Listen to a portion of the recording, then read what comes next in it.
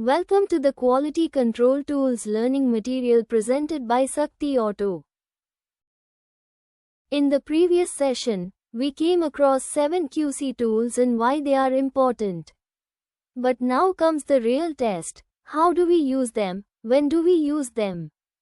In this session, we'll go tool by tool, with real factory cases to make things crystal clear. Check sheet. Where to use? When we need to collect, record data in real time to track the frequency or a pattern. Scenario.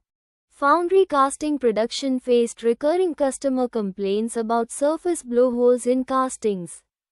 The quality team suspected that the issue varied by shift but had no data to support it. Action taken. A check sheet was designed with rows for defect types and columns for each shift.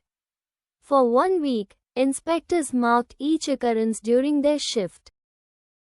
Outcome. Data revealed that 100% of the defects occurred during a particular shift. Further analysis showed inconsistent melting temperature control in the shift. After corrective action and operator retraining, the defect rate dropped by 100% in the following month. Pareto chart. When to use? When we need to identify the most significant cause in a process. Scenario. In a CNC machining line, rework levels were increasing, causing delivery delays and higher costs. The team identified 10 different types of reworks but didn't know which ones to tackle first. Action taken. The quality engineer compiled 1 month of rework data and created a Pareto chart, ranking the rework types by frequency.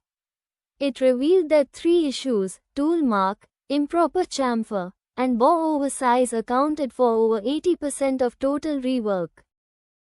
Outcome. The team prioritized solving just these 3 issues using process standardization and operator training. Within a month, rework volume dropped by 100% and on-time delivery improved. Cause and effect diagram, fishbone. Where to use? To define the problem, use 4M, man, machine, material, method, categories. Brainstorm causes for problems. Analyze with 5 why. Why method? Scenario. A wheel rim painting line experienced recurring paint peeling issues after final inspection. The defect was unpredictable, and various departments were blaming each other. Action taken. A cross-functional team created a cause and effect diagram, categorizing potential causes under the 6M headings: man, operator not following curing time; machine, oven temperature fluctuations; material, improper paint mixing ratio; method, inconsistent drying sequence. Further analysis using 5 whys revealed that oven temperature variation and incorrect paint mixing were the main contributors. Outcome. The team prioritized solving just these 3 issues using process standardization and operator training. Within a month, rework volume dropped by 100% and on-time delivery improved. Histogram. Where to use? Collect numerical data, group into intervals, plot a bar chart. Scenario. A customer reported that a batch of machined sleeves had inconsistent bore diameters, leading to fitment issues during assembly. Though all parts were within tolerance, the quality varied too much. Action taken. The quality team collected bore diameter data from 100 randomly selected components and plotted a histogram chart to visualize the distribution. The graph showed a skew toward the upper tolerance limit, indicating a consistent shift in machining. Outcome. By adjusting the machine offset and verifying tool wear, the process was recanted. In the next production run, the histogram showed a more balanced, bell-shaped curve. Customer complaints dropped to 0 for the next 3 batches. Control chart. Where to use? When we need to take periodic measurements with upper and lower control limits. When we should investigate trends in a process. Scenario. A drilling operation in an engine block machining line showed inconsistent hole depths, leading to rework and scrap. These issues occurred intermittently, making them hard to trace. Action taken. The team began tracking hole depth measurements for every 10th component and plotted the data on a control chart with calculated upper and lower control limits, UCL and LCL. The chart revealed out-of-control points mainly during the second shift and occasional runs and trends indicating tool wear. Outcome. Tool life was monitored more closely and replaced before expected wear. An SOP was introduced for depth verification during shift change. Over the next 2 weeks, all values stayed within control limits, and rework reduced by 100%. Scatter diagram. When to use?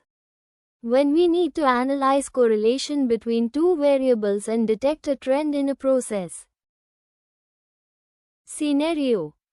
In a precision machining line, an increase in dimensional rejections was observed, but the root cause wasn't clear.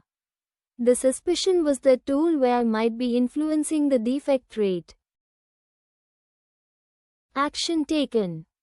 The quality and production teams gathered data over 10 days, recording tool usage time, in hours, on the x-axis and corresponding rejection percentage on the y-axis. A scatter diagram was plotted. The diagram showed a clear positive correlation. As tool usage time increased, the rejection rate also rose. Outcome. Tool change frequency was revised based on wear trend analysis. This change reduced dimensional rejections by 100% and improved tool performance consistency. Stratification. When to use? When we need to separate data from multiple sources or categories to identify patterns or root causes hidden in aggregated information. Scenario. In a foundry, high rejection rates were being reported for castings. However, when the defect data was reviewed collectively, the trends appeared inconsistent and inconclusive. Action taken. The quality team decided to apply stratification by breaking down the defect data based on different variables such as shift, molding line, and operator. This approach helped uncover that a majority of the defects were occurring during the night shift on line 2 under particular operator's supervision. Outcome. Targeted corrective training was provided to the concerned operator, and additional supervision was implemented for the shift on line 2. As a result, casting rejections dropped by 100% within a month, improving process stability and reducing rework costs. Each of these 7 QC tools helps us solve a different kind of problem. The best part? You do not need advanced software, just observation, teamwork, and a willingness to improve. Apply even one of the 7 QC tools in your daily work and watch how it transforms the way you solve problems and improve performance.